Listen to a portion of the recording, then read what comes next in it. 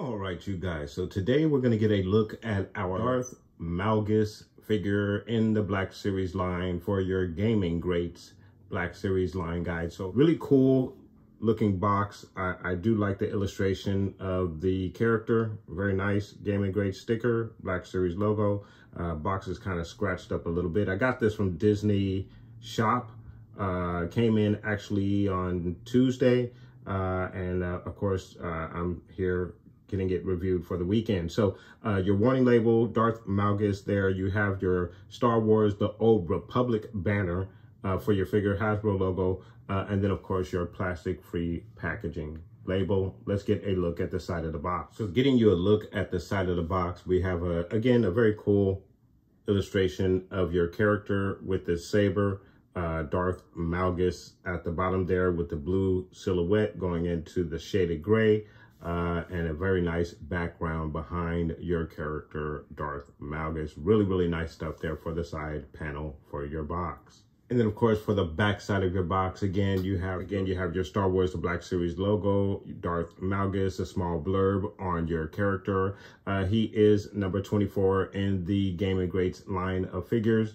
And then, of course, you have all of your other readables at the bottom there with your Hasbro logo, Disney logo, and again, an illustration of the character on the back of the box. Really, really nice stuff. And then for the other side of the panel, again, you have your figure, an illustration of your figure and the dimensions on your figure, your plastic-free label, other readables underneath that, Gaming Greats logo just above the illustration of your figure, along with the saber that comes with your figure. So of course that is the lone accessory that comes with your figure. We're going to pull our figure out of the box. We're going to get a look at the detail, articulation, and of course the one lone accessory that comes with the figure. It is a saber that we have not received in the line before, so it will be something different. Of course, he is a little light on the accessories, especially at the price point of about $33, if I'm not mistaken. He is a little bit of a large figure, I would say. We are going to get a comparison to some of the larger figures in the 6-inch line to see exactly where he stands between those figures. The original $30 figure was your Zeb Aurelius, who's again quite a sizable figure. So we'll see how he compares to that in regards to the similar price point that both of those came in at.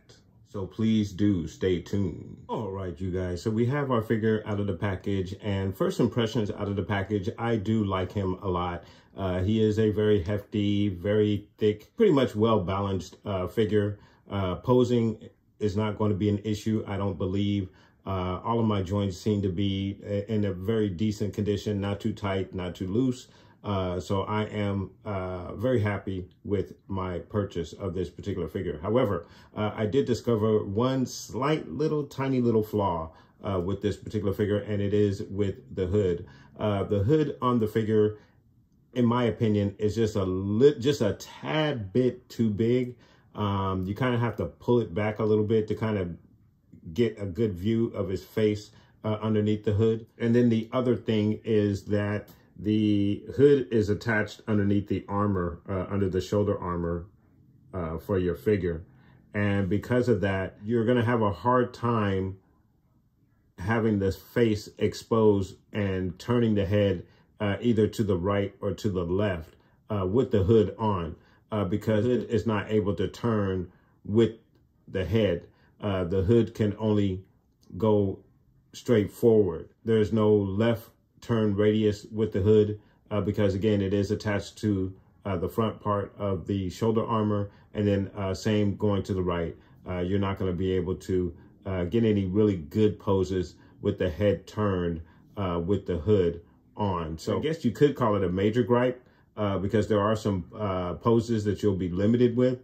because you cannot get the head turned with the hood on it. But I don't really believe it's a deal breaker with this figure. I am really impressed again with the size of the figure. Again, we will get a comparison of some of the larger figures in the line to see exactly where he stacks up. But he is a really awesome looking figure, and he's going to look great on your shelf, especially amongst your other Sith in the Black Series line. So guys, let's get you a closer look at your Darth Malgus figure in the Black Series line, guys. Let's get you a look. So as I mentioned, he is a very impressive figure right out the box.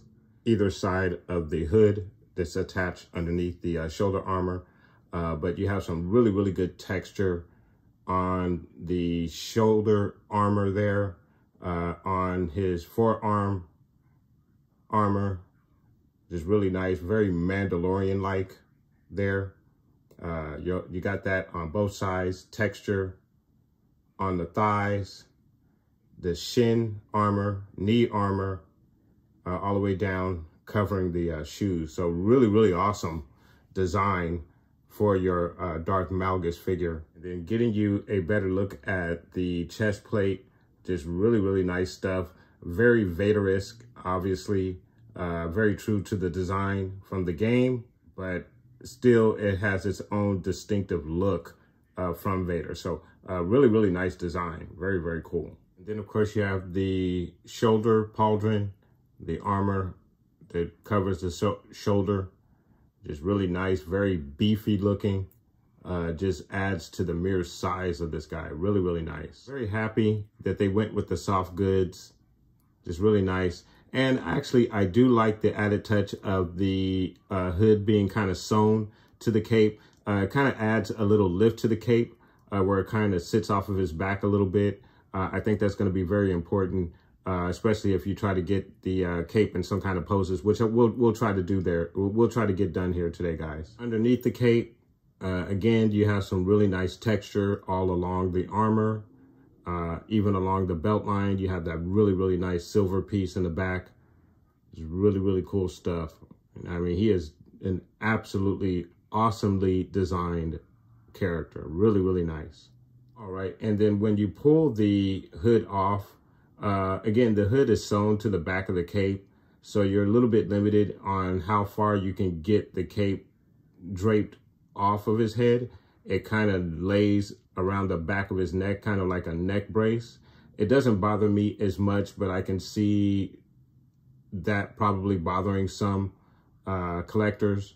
But for me, it's not, again, not a deal breaker. I think it's not bad, but there are definitely some issues when it comes to the placement of the hood. But again, they're not deal breakers at all. So after further examination of the mask, I discovered that it is not removable. It does go all the way around the head. There is no disconnection point around the rim of the mask. You would have to remove the head in order to remove the mask. That's not anything that I'm going to do at this particular point. I do absolutely think it is an awesome addition to the character. Really very true to the game. And the characters look in the game. So very, very nice stuff with the mask. Very cool. So with your articulation, you're going to get a straight arm like so. An elbow bend that goes back about that far. He obviously does have the 360 articulation, but with that shoulder pauldron, it's going to kind of move it out of place. It's going to give you an excellent T-pose. You have a twist at the bicep.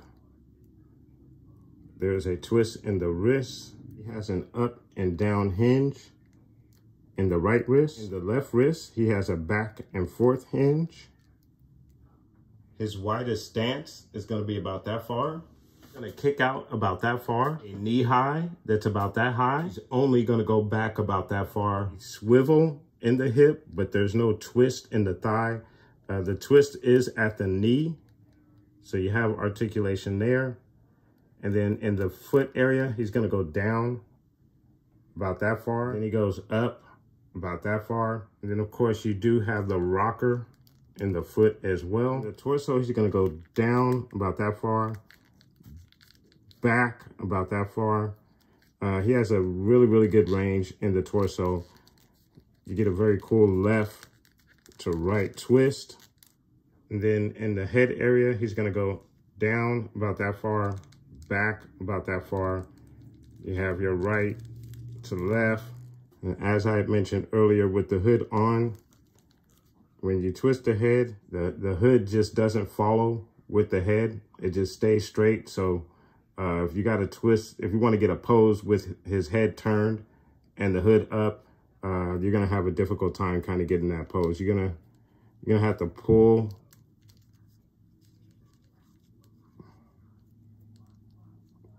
kind of try and pull the hood off of him to get that pose, but it's going to be very difficult because it just doesn't allow for the head, the hood to turn with the head there. So unfortunate with the placement of the hood. And then of course, getting you a look at his saber, really cool saber actually. I love the guard there. Really nice, right out of the game. And the hilt, and you have some paint apps there, some silver, and then there's a dark gray that's within the guards on the side of the hilt to match the handle on the hilt. So that's some really, really nice paint apps there. A little bit of texture on there, so really, really cool. And then of course you have the red blade there as well. The blade is removable. Unfortunately, there's no placement on the belt to hang the hilt from when he's not using the saber. So unfortunately, they did not provide us with that feature on this figure. All right, you guys. So now what we're gonna do is get a couple of comparisons up on your Darth Malgus figure. First, we're going to get a look at a size comparison between some of the larger figures in the 6-inch line to see where he stacks up. And then we're going to put him against some of his Sith brethren just to get all of our Sith that we have in the 6-inch line together, guys. So please do stay. So to get you a size comparison on your Darth Malgus figure, I want to stack him up against Zeb and our Paz Vizsla figure, two of the beefier figures in the line. As far as beefy goes, and what I mean by that is thickness, I think he's definitely on par with both of these figures. Zeb's arms may be a little bit thicker than Darth Malgus, but proportion-wise, Malgus's arms are perfect, given the fact that he is wearing armor over his arms. A very thick looking armor, by the way. He does look very beefy, and I think he does compare very well to our Zeb Aurelius as far as thickness goes. And then of course, he's definitely on par with your Paz Vizsla as far as the thickness of the figure goes. But then also size-wise, height-wise, just as tall as Zeb. So he's right there in the ballpark with Zeb. And of course, the price point for Zeb and this figure are right about in the same ballpark. So he definitely is on par for those slightly oversized figures that come in over that $27 price point, which is the average price for your Black Series figure. If you put it in that particular perspective, I think he is definitely worth the cost, given the fact that he comes with just one accessory. But I can't imagine what other accessories this particular character could come with. So I think you're getting your money's worth with this particular figure. I think he's great. There are some slight issues that I have with the figure, given what's going on with the hood, but it is a very, very nice figure, and I'm very glad to have it in my collection.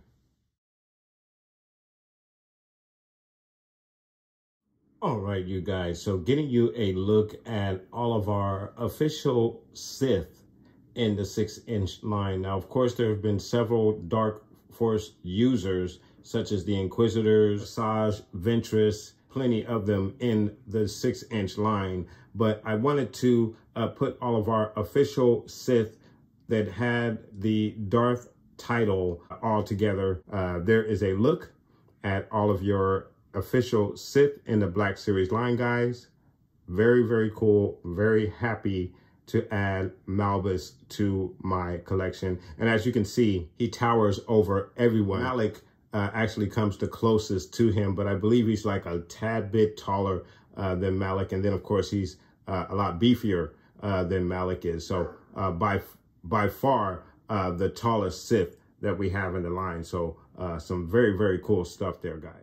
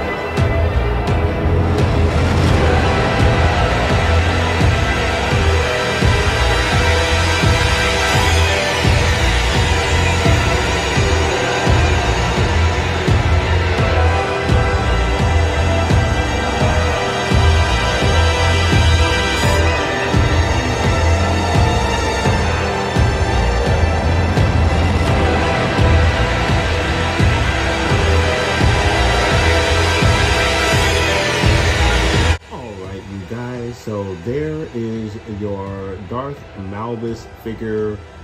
Again, he is absolutely awesome. I love him. I think he is absolutely great. He has a very, very awesome look.